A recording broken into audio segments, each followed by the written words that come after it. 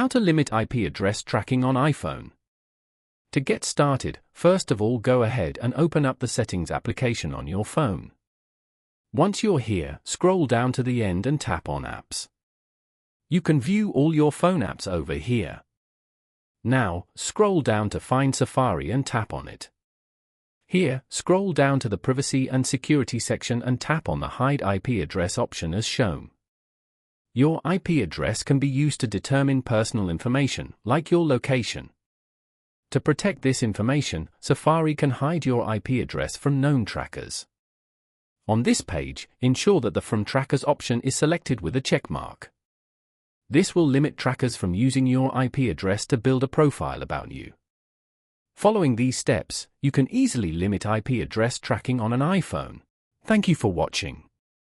Please leave a like if this tutorial helped you, or leave a comment below if you have any questions related to the video.